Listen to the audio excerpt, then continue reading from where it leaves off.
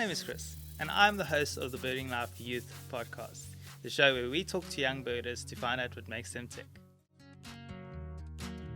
Tonight we've got a really special young birder on our show, Simpson. He's a really fantastic birder. He puts me to shame whenever we go birding together.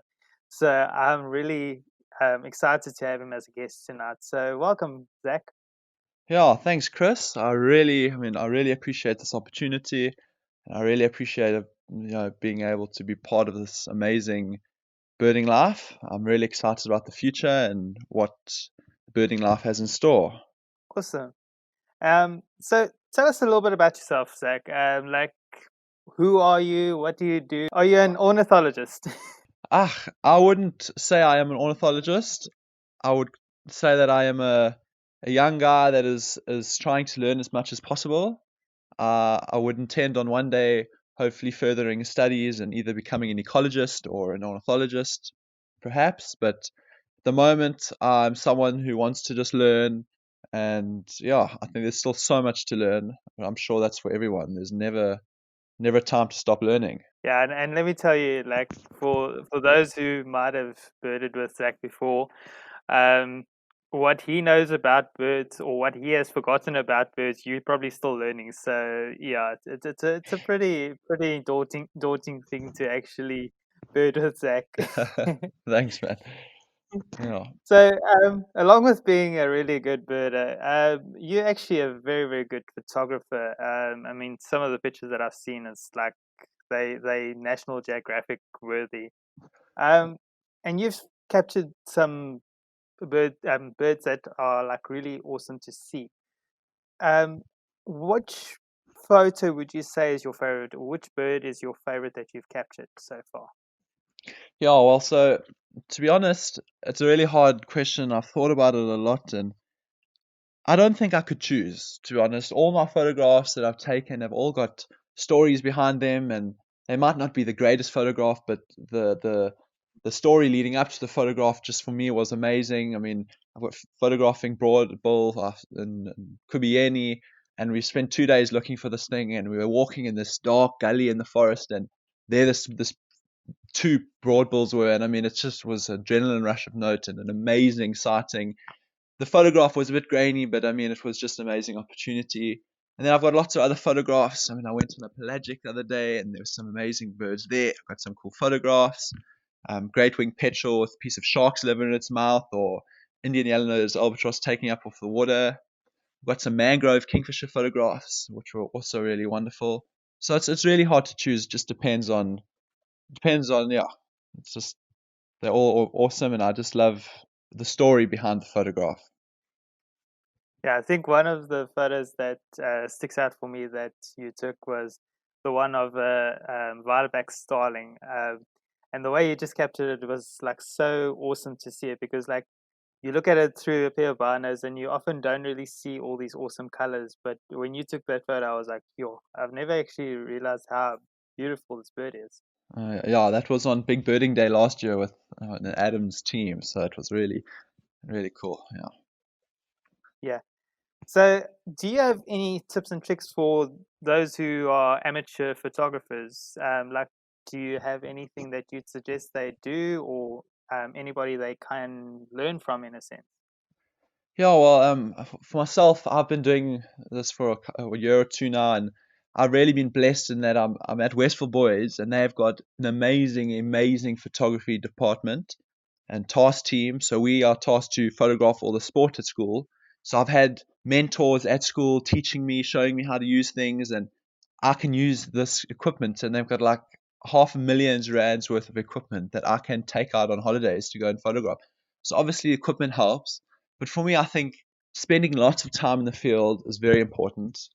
Often you go out and it's not the best conditions and that, but spending time out there, you're going to get those perfect opportunities. And I'm telling you, opportunities will come over time where you can just get those perfect photographs. And also just find the right spots. You need to think about where the bird's going to go. Don't just walk around thinking, okay, well, hopefully the bird will just land in front of me. Plan that species is going to be this area, or this red-chested flufftail is probably going to come out in this area. So be ready for that spot. Yeah. That's actually very interesting because I mean I think a lot of um, people who are amateur photographers think that you it's all just luck of the draw and you just point a camera at a random spot and you just like click and then you get this amazing photo. But you're actually saying that you need to kind of plan your shots in a sense and um, kind of understand the behavior of a bird, Yeah, if definitely. I'm correct. Yeah, well, Yeah. learning the behavior and the way the birds act and their habitat requirements, I think, is a very important area in photography. It makes a big difference. Okay. Yeah. Um, and you also you just a couple of minutes ago you mentioned that you've captured some really awesome seabirds, and that's because you've been on a pelagic recently, or pelagic, Yeah. sorry if I'm mispronouncing it. And what's some of the birds that you saw that was really awesome? Yeah, so we went out with Neil Perrins, with Busted Birding, and our main target and the reason that I went in October was hopefully to see Barr's petrel. It's a bird I've never seen before and very, very rare in southern Africa. Um, yeah, there's only 4,000, estimated 4,000 individuals that breed in Reunion. So that was the target species, and we got it. We had one coming past the slick, the oil slick, and it was really, really, really wonderful. Arctic tern, which was very nice. Swedish shearwater, which is common. That was a laugh for me. Yeah, white-chinned petrel, great-winged petrel, Indian yellow-nosed albatross, brown skua. So overall, it was a really, really nice pelagic. um, that sounds awesome. And do you have Yeah. any like suggestions for those of us who still want to do a pelagic? Like, should we take a bath bag with us, or what do you think we should do? Yeah, so I generally have the tendency to get quite seasick. So I've been on two pelagics. I went on one last year, and I got pretty sick. And I just find that it's quite important. On this pelagic, I stayed very active, and I was actively photographing every bird that came past, and I kept my mind off of getting sick.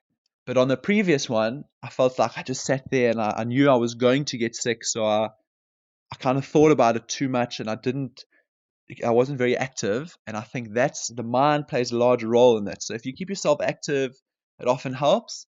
But also, just as a backup, I think it's very important to try and find some medicine. I took Studeron. I took it like 2 days before, right through to the morning of the pelagic. So yeah. Okay, cool. That's a good tip to have in the future. Yeah. So, is pelagic birding one of your favorites, or is it one of your not so favorite birding kind of experiences? Yeah, well, for me, I think pelagic birding is probably the most exciting for me. I think there's nothing better than being out on the water, and there's huge potential. I mean, we could get anything coming in. I mean, a few years ago, they got Tahiti petrel came in, and that was the first of the sub-region. And there's always that anticipation that something like that could possibly come in. And for me, that is really exciting. And raptors as well. There's also that aspect. You never know if an Ayers hawk eagle is going to suddenly pitch up over your head, or a European honey buzzard. So I find that really captivates me, and it makes me very excited. Okay, cool. But what would you say is your favorite kind of birding? In which kind of area are you a bushveld kind of person, or are you a forest person? What is your favorite kind of birding? I think if I had to choose between those two, I would probably say bushveld. I think bushveld's got a larger diversity. It's easier to get bigger numbers, and also there's a lot of cool birds. Forest birding does have its positives. I mean, I've spent a lot of time in misspelled forests, so there's Cape Parrot and that sort of thing. But in the morning, you battle to get a lot of species, and it's not always about the number, but it's quite nice to be able to get a high number of birds and just be able to see a lot of things. So I think bushveld birding, the birds are extremely vocal. Often you get good views. It's not very high up in the canopy or just flyovers. So I would say bushveld birding for me, northern Zululand or the low velds. Really, really cool. Yeah, Northern Zululand is probably one of my favorite birding spots. It's so awesome up there. Mm. So, where is your favorite birding spot? Do you have a specific nature reserve that you really love going to, or just like a general area that you like going to? It's a very hard thing for me to choose an area. I love Northern Zululand. I've spent a bit of time there this year, St. Lucia, and then even further north, False Bay and Quibieni, and it's really nice. But I think if I had to choose, I would probably choose my local area, which is Harding and Southern KwaZulu-Natal. And the reason for that is I've spent so much time there, and it's an underbirded area, and I've actually thought to myself, okay, well, hang on, what species could I find here? And I made it a goal to set out and find these species, and quite often I find them, which for me is really I really enjoy that. That's great. And I know from experience that you're quite a daring person. Like you've walked barefoot in a forest where there's snakes and all that, and I'm not that kind of brave. That's just, it seems to be exclusively you with that. Um, is there anything in nature that actually scares you?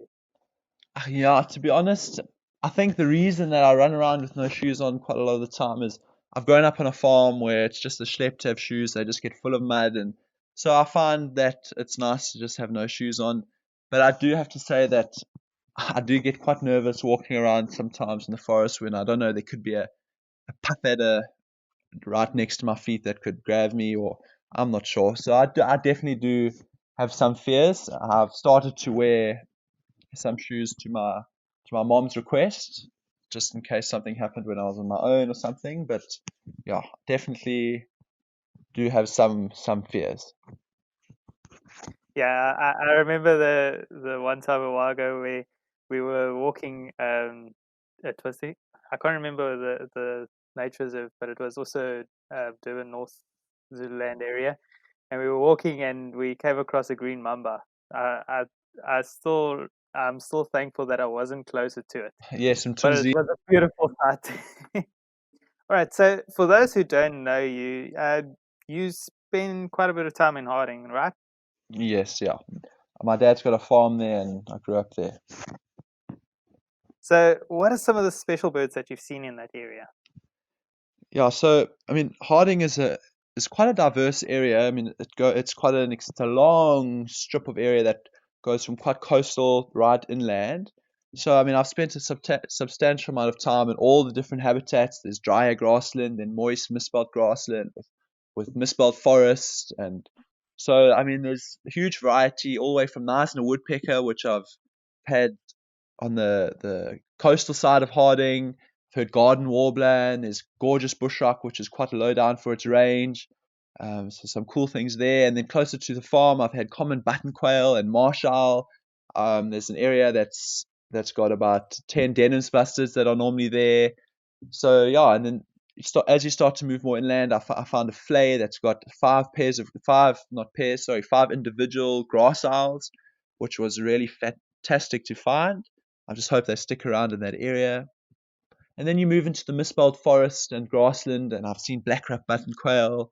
There's a site for blue swallow, which I saw 4 individuals there last year. And then the misspelled forest, Cape parrot and orange ground thrush, white-starred robin, stacks of Barrett's warblers. And then, I mean, this morning I was taking a drive on the farm, and I saw 3 red-headed quelea, so that was also fantastic. So there's huge diversity. Really are some nice birds around. Sure, that's crazy. Yeah. And can anybody contact you to when they come down there to Harding? Because I'm pretty sure a couple of people will want to go there after they hear all these special birds. Yeah, I mean, definitely. If you get hold of me, and next time I go down, I'd love to take people, and I always really enjoy it. So I get a lift to the other side of Harding, and I can get people to take me around. I don't have to ask my dad to drop me off in all these places. But a lot of the birding is just hit and miss. I mean, there's a Eurasian hobby that's around Harding, and I see that once or twice a year.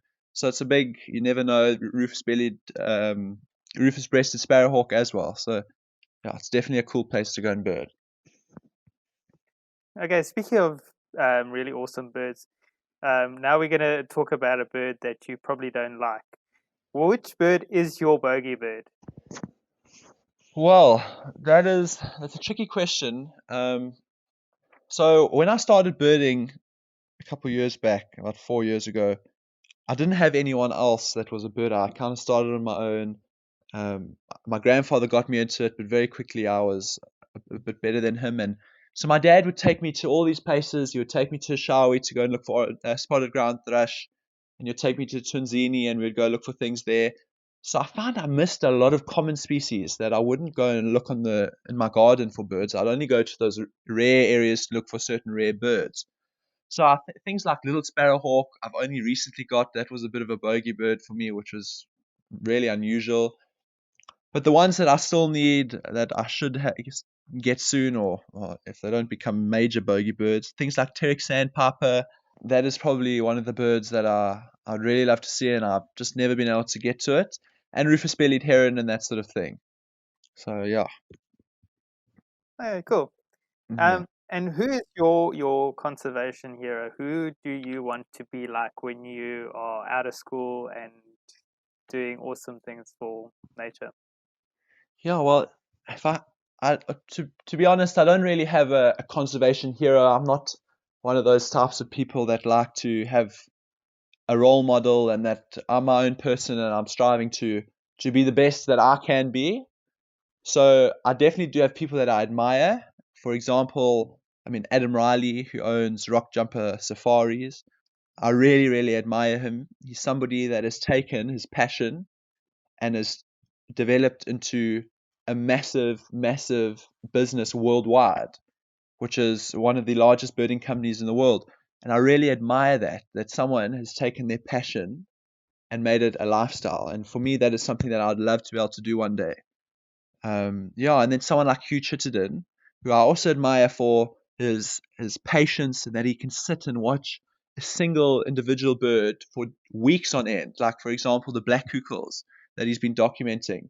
I really just I strive to be more like that in my birding life, spending more time observing things, not just seeing a bird and rushing off to the next thing, but documenting their behaviors and their movements. I think that is really cool. Awesome. Yeah, it's really awesome. I also got the opportunity to meet you, Chittenden, and like I want to be like him one day when I'm older. Yes, definitely. Okay, awesome, Zach. It was really amazing to talk to you, and I'm looking forward to hearing what's going to come up in your life. I believe that you've got some really great things planned for your future. Yeah, You've got thank you. some really. I'm excited to hear 10 years from now that you're the number one bird in South Africa. Well, that would be great. Yeah, thanks. Okay, cool. Thanks so much. Thank you Yeah. so much for listening through right till the end of this podcast. Be sure to follow us on social media and to subscribe to us on your preferred podcast list.